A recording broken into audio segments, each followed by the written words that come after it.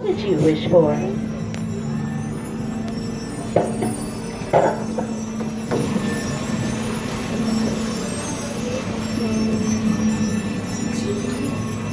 Oh, that's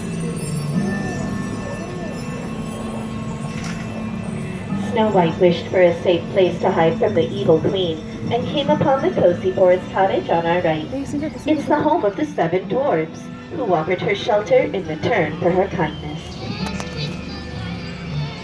Turning the page to our left, we can see the blue roof chateau where Cinderella wished to go to the ball. Her fairy godmother granted that wish, but when she failed to leave by midnight, her coach turned back into a pumpkin and it's still there on the bridge. Oh, the pumpkin. While magic has its limits, thankfully love does not, and Cinderella now lives with her Prince Charming in the castle high above. Oh, that's cute.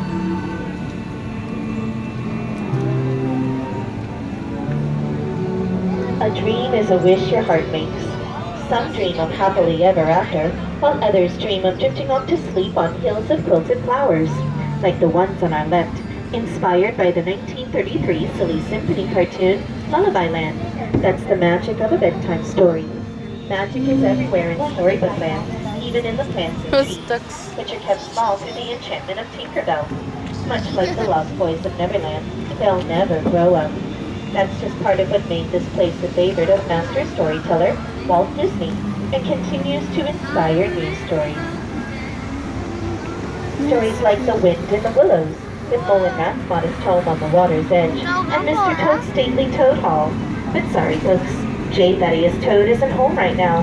He's in Fantasyland on a wild ride to nowhere in particular. And stories of magic like that of Arendelle beneath the frozen mountains. You can see the ice palace atop the fjord where Queen Elsa fled for fear of hurting someone. But her sister, Princess Anna, refused to let her go, and that act of true love saved her Look, both. Elsa. In the Alpine village ahead, the woodcarver Geppetto wished upon a star for his puppet to become a real boy. And after Pinocchio saved him from Monstro, the Blue Fairy granted that wish. Oh, I almost forgot Wandering Oaken's trading post in Sana. Oh.